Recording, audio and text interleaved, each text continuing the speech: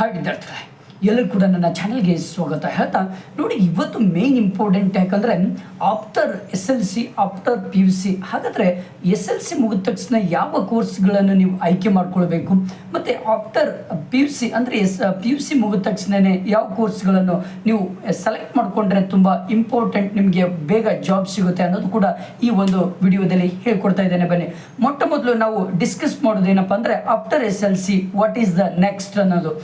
ಹಾಗಾದರೆ ಬನ್ನಿ, ಹಾಗಾದರೆ ನೋಡಿಲ್ಲಿ ನೀವು 10th ಮುಗಿಸಿದ ತಕ್ಷಣವೇ ನಿಮ್ಮ ಒಂದು ಕಣ್ಮುಂದೆ 3 ಆಪ್ಷನ್ಸ್ಗಳು ಬರುತ್ತೆ.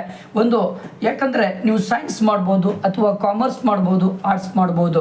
ಹಾಗಾದರೆ ಸೈನ್ಸಲ್ಲಿ ಯಾವ್ಯಾವ ಕೋರ್ಸ್ಗಳನ್ನು ಮಾಡ್ಬೋದು, ಆರ್ಟ್ಸಲ್ಲಿ ಯಾವ್ಯಾವ ಕೋರ್ಸ್ಗಳು ಅವೈಲೇಬಲ್ ಇದೆ, ಹಾಗಾದರೆ ಕಾಮರ್ಸಲ್ಲಿ ಯಾವ್ಯಾವ ಕೋರ್ಸ್ಗಳು ಅವೈಲೇಬಲ್ ಇದೆ ಅನ್ನೋದು ಕೂಡ ಇಲ್ಲಿ ಹೇಳ್ತಾ ಹೋಗ್ತಾನೆ. ಬನ್ನಿ, ಹಾಗಾದರೆ ನೋಡಿ, ಸೈನ್ಸ್ ನೀವು ತೆಗೆದುಕೊಂಡ್ರೆ SLC ಆದಮೇಲೆ ನೀವು ಸೈನ್ಸ್ ಸೆಲೆಕ್ಟ್ ಮಾಡಿಕೊಂಡ್ರೆ ಮುಂದೆ ನಿಮಗೆ ಏನೆಲ್ಲ ಮಾಡ್ಬೋದು ಅಂದರೆ ಇಂಜಿನಿಯರಿಂಗ್ ಮಾಡ್ಕೊಳ್ಬೋದು. ಅಂದರೆ ನೋಡಿ, SLCಯಲ್ಲಿ ನೀವು ಏನಾದರೂ ಮುಗಿದ ತಕ್ಷಣವೇ PUC ಒಳಗಡೆ ನೀವು ಸೈನ್ಸನ್ನು ಸೆಲೆಕ್ಟ್ ಮಾಡ್ಕೊಂಡ್ಬಿಟ್ರೆ ನೀವು ಆರಾಮಾಗಿ ನೀವು ಸೈನ್ಸ್ ಮುಗಿದ ಮೇಲೆ ಇಂಜಿನಿಯರಿಂಗ್ ಮಾಡ್ಕೊಳ್ಬೋದು, ಫಾರ್ಮಸಿ ಮಾಡ್ಬೋದು, ಅಥವಾ ಕಂಪ್ಯೂಟರ್ ಸೈನ್ಸಲ್ಲಿ ನೀವು ಕೋರ್ಸ್ ಮಾಡ್ಬೋದು, ಮೆಡಿಕಲ್ ಮಾಡ್ಕೊಳ್ಬೋದು, ಬಯೋಟೆಕ್ನಾಲಜಿ ಮಾಡ್ಕೊಳ್ಬೋದು, ನೆಕ್ಸ್ಟ್ ಇನ್ಫಾರ್ಮೇಷನ್ ಟೆಕ್ ಮಾಡ್ಕೊಳ್ಬೋದು, ನೆಕ್ಸ್ಟ್ ಡಿಜಿಟಲ್ ಎಲೆಕ್ಟ್ರಾನಿಕ್ಸ್. ಇಷ್ಟೆಲ್ಲ ಕೋರ್ಸ್ಗಳು ನಿಮಗೆ ಸೈನ್ಸ್ ನೀವು PUCಯಲ್ಲಿ ಸೈನ್ಸ್ ತೆಗೆದುಕೊಂಡ್ರೆ ಇವೆಲ್ಲವೂ ಕೂಡ ಸೈನ್ಸ್ ಮುಗಿದ ಮೇಲೆ ಇವುಗಳ ಕೋರ್ಸ್ಗಳನ್ನು ಮಾಡ್ಕೊಳ್ಬೋದು.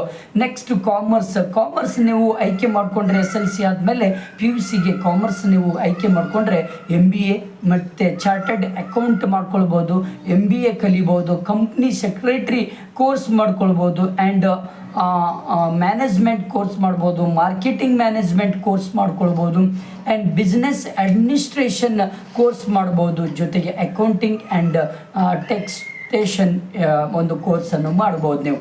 ನೆಕ್ಸ್ಟ್ ಆರ್ಟ್ಸ್, ಒಂದು ವೇಳೆ ನಿಮಗೆ ಸೈನ್ಸ್ ಮತ್ತು ಕಾಮರ್ಸ್ ನಿಮಗೆ ತುಂಬ ಟಫ್ ಆದರೆ ನೀವು ಆರಾಮಾಗಿ ಆರ್ಟ್ಸನ್ನು ಆಯ್ಕೆ ಮಾಡ್ಕೊಳ್ಬೋದು.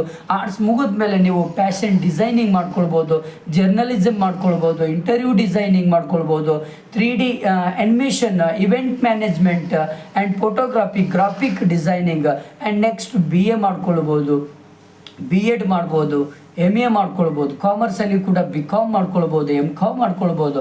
ಸೈನ್ಸಲ್ಲಿ ಕೂಡ B.Ed ಮತ್ತು MSc BSc ಮಾಡ್ಕೊಳ್ಬೋದು. ಇವೆಲ್ಲೂ ಕೂಡ ಆಯ್ಕೆಗಳಿದ್ದಾವೆ. ಓಕೆನಾ? ನೆಕ್ಸ್ಟ್ ಬಂದುಬಿಟ್ಟು ಇನ್ನೊಂದು ನಿಮಗೆ ಹೇಳ್ಕೊಡ್ತೇನೆ. ಆರ್ಟ್ಸ್ ಕೋರ್ಸ್ ಮಾಡಿದರೆ ತುಂಬ ಕೋರ್ಸ್ಗಳು ನಿಮಗೆ ಅವೈಲೇಬಲ್ ಇದ್ದಾವೆ. ನೋಡಿ, ಬ್ಯಾಚುಲರ್ ಆಫ್ ಆರ್ಟ್ಸ್ ಮಾಡ್ಕೊಳ್ಬೋದು.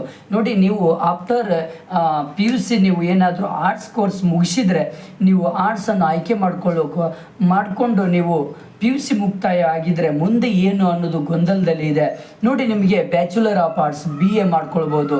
ನೆಕ್ಸ್ಟ್ ಬಂದುಬಿಟ್ಟು ಕೋರ್ಸ್ ಮತ್ತು ಬ್ಯಾಚುಲರ್ ಆಫ್ ಸೈನ್ಸ್, ಅದರಲ್ಲೇ ನೀವು ಆರ್ಟ್ಸ್ ಕೋರ್ಸಲ್ಲಿ BBS ಮಾಡ್ಬೋದು, BBA ಮಾಡ್ಬೋದು, BBM ಮಾಡ್ಕೊಳ್ಬೋದು, BFA ಮಾಡ್ಕೊಳ್ಬೋದು, BHMM, BSW, BPEd, ಇವೆಲ್ಲವೂ ಕೂಡ ಅವಕಾಶಗಳು ಇದ್ದಾವೆ ನಿಮಗೆ.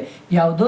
ಆರ್ಟ್ಸ್ ಮುಗಿದ ಮೇಲೆ. ನೆಕ್ಸ್ಟ್ ಕಾಮರ್ಸ್ ಮುಗಿದ ಮೇಲೆ ಅಂದರೆ ನೀವು PUC ನಂತರ ಕಾಮರ್ಸನ್ನು ಆಯ್ಕೆ ಮಾಡ್ಕೊಂಡು ಕಾಮರ್ಸ್ ಕಂಪ್ಲೀಟ್ ಮಾಡಿಕೊಂಡ್ರೆ ನಿಮಗೆ ತುಂಬ ಹಾದಿಗಳಿದ್ದಾವೆ. BA ಮಾಡ್ಬೋದು, BCom ಮಾಡ್ಕೊಳ್ಬೋದು, ಆ್ಯಂಡ್ BCom ಮಾರ್ಕೆಟಿಂಗ್ ಮಾಡ್ಕೊಳ್ಬೋದು.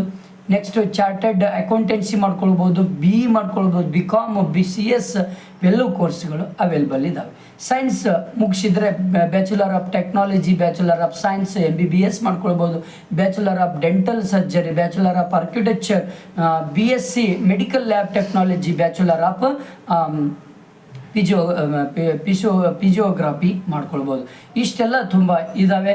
ಇವೆಲ್ಲ ಕೋರ್ಸ್ಗಳು ನಿಮಗೆ ನಾಲೆಜ್ ಇರಬೇಕಾಗುತ್ತೆ. ಯಾವ ಕೋರ್ಸ್ ನಿಮಗೆ ತುಂಬ ಈಸಿ ಅನಿಸುತ್ತೆ, ತುಂಬ ಇಂಟ್ರೆಸ್ಟಿಂಗ್, ನಿಮಗೆ ಆಸಕ್ತಿ ಇರುತ್ತೆ, ಆ ಕೋರ್ಸನ್ನು ಆಯ್ಕೆ ಮಾಡಿಕೊಂಡು ನೀವು ಚೆನ್ನಾಗಿ ಕಲಿಕೊಳ್ಳಿ. ಓಕೆ, ನನ್ನ ಸಬ್ಸ್ಕ್ರೈಬ್ ಮಾಡಿ ನನ್ನ ಚಾನಲ್ನ, ಹಾಗೆ ನನ್ನ ಒಂದು ಚಾನಲ್ನ ಸಬ್ಸ್ಕ್ರೈಬ್ ಮಾಡ್ತಾ ಇದ್ದೀನಿ.